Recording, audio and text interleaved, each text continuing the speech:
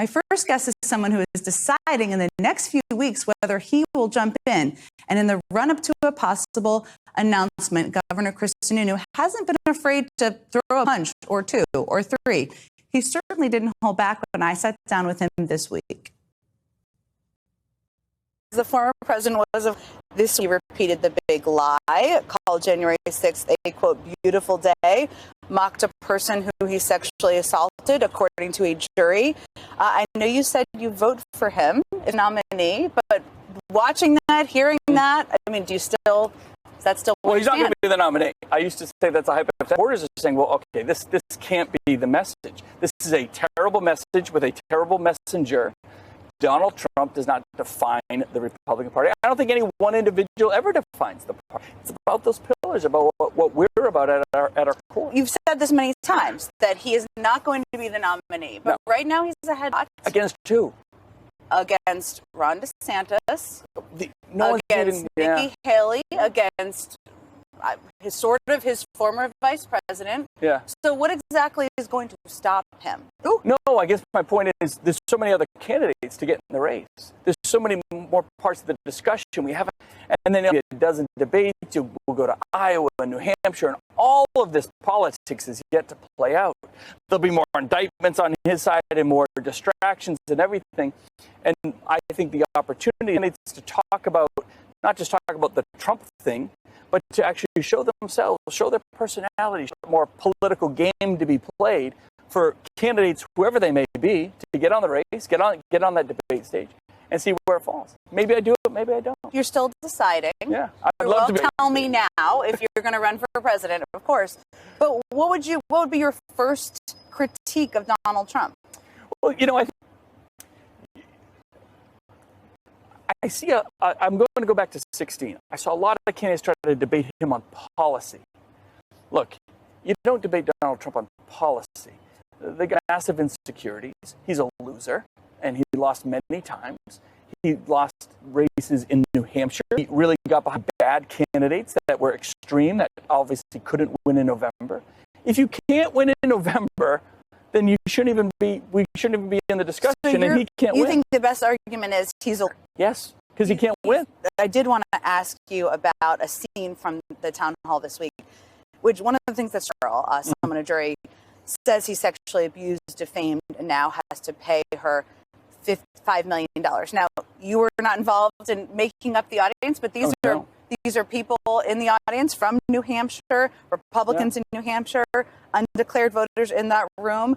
I was curious just what your reaction was. I can understand as the camera panned through that audience, I knew pretty much everybody in that. They're all Trump supporters. Yeah. Right. So the audience was absolutely filled with Trump supporters. So I wasn't surprised to hear the support. You're talking about a serious issue like that, and laughter and mocking and all that. It's completely inappropriate. But again, I know what the audience makeup was. Large percentage of Trump supporters. Oh, I would say almost all of them. Yeah. So you are contemplating running for president. So I want to dive into a bunch of the issues that you've talked about, you have positions on. Trump was asked repeatedly if he'd sign a national abortion ban. Can you categorically say you would or wouldn't sign an abortion ban? Not only would I not sign a national abortion ban, but nobody should be talking about signing a national abortion ban. Look, Dobbs said that states are going to can make their own decisions, so they will. And this is not a national argument where the pro-life is ever going to win. It's not to be won. So let's have those battles at the state level. What Mississippi wants is probably very different than California or New Hampshire or New York or Missouri. So let the states decide, because the accountability of those decisions by the governors and the legislature are held directly with those voters. If they don't like it, they can make it. Again, I don't think the foundings had battles on abortion rights envisioned when they created this country. But the process by which we hammer out tough issues should always be handled at a more localized, because the voters have more power, they have more say, they can design the path for their communities in a much better way. So moving on to other things, you have an A rating from the NRA, not something you've run away from. You went to the NRA convention just a few days after 3 kids were killed in a school shooting. And there have been, of course, a number of mass shootings over the last few years. Why did you think it was important to go and be there? Well, to be there, but it's a large constituency. New Hampshire has, I would say, a very strong record on supporting individuals' rights around the Second Amendment and gun rights. And there's, 6,000 people there or whatever. A lot of our manufacturers were there. And, it was good to go and kind of talk about our individual freedoms that drive that. If you those mass shootings, I'm a governor, right? So I'm 24/7. God forbid there's a mass shooting. It could happen to anyone at any time, anywhere in this country. The law you're going to pass that's going to stop mass shootings. There's no law you're going to pass that's just going to match restrictions on that should be the law of the land? I think that where the laws are right now are pretty good.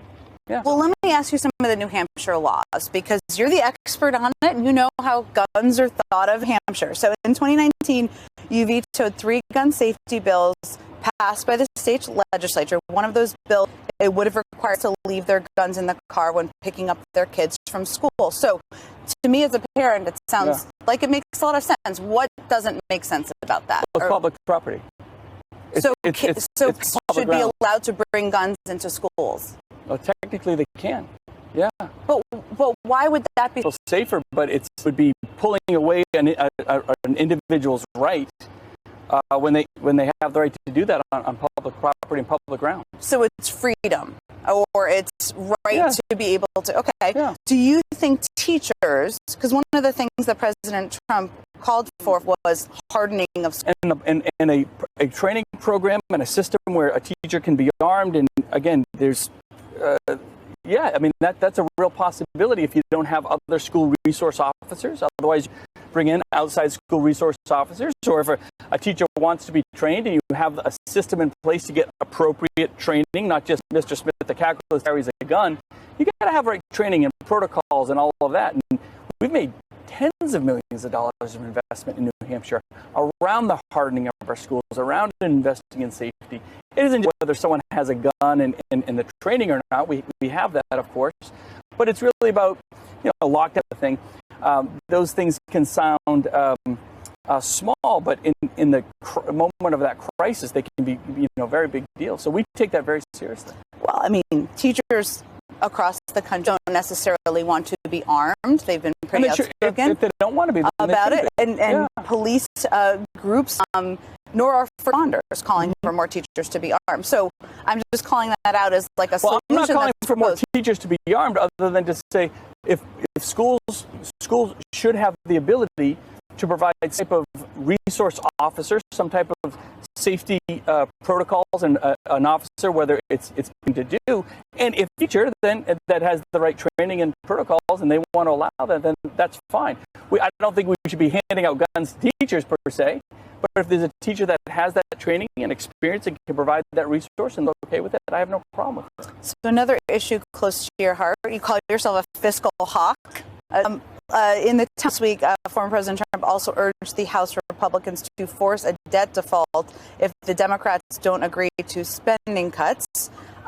Given how catastrophic that would be, is rooting for that the right thing right now in terms of a message? No. No one should be rooting for.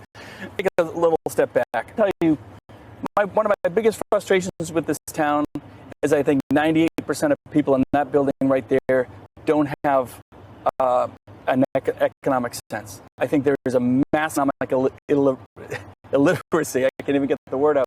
Massive economic illiteracy. Everyday citizens, to local banks, to local small businesses.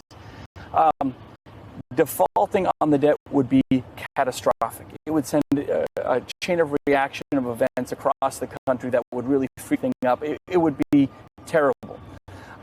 Republicans typically don't like to increase, unless there's a Republican president and they voted for it 3 times under Trump. But, and I agree. And again, they should have. I don't mind increasing the debt limit as long as there's some cuts. Like Republicans are giving in. They're saying, well, we don't really want to increase it, but we'll capitulate. We'll negotiate. We'll give you something. We'll increase discipline instilled back in the country and in the federal government, and that comes with control and spending. Well, the biggies, as you know, because you're a fiscal hawk, are defense spending. Mm-hmm. Would you be open to defense spending? Cutting defense spending, I should say. I wouldn't. I don't. if you start saying, well, education spending versus dispense, look, I think you can see in spending in every But there are very big buckets, as you know, that have the most size. Sure. So defense spending or cuts to Social Security, Medicare, Medicaid, those would be the biggest buckets. Yeah, well, security, 23% in Social Security benefits are coming 8 years from now. That's in the law. That is fact. That's happening. Every senior in America should be very concerned that Joe Biden says, I'm not doing anything. Even Donald Trump says, me neither. They're joining at the hip saying, massive cuts are coming to this board and say, we're going to fix that. Make sure that doesn't happen.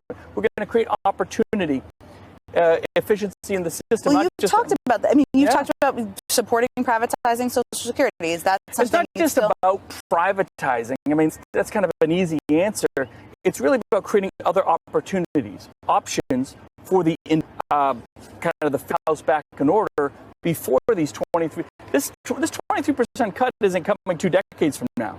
It's literally coming 8 years from now. Well, Biden and Trump just don't care. It requires tough political conversation, which I don't think it's that tough. Well, but you've not shied away from. Would you?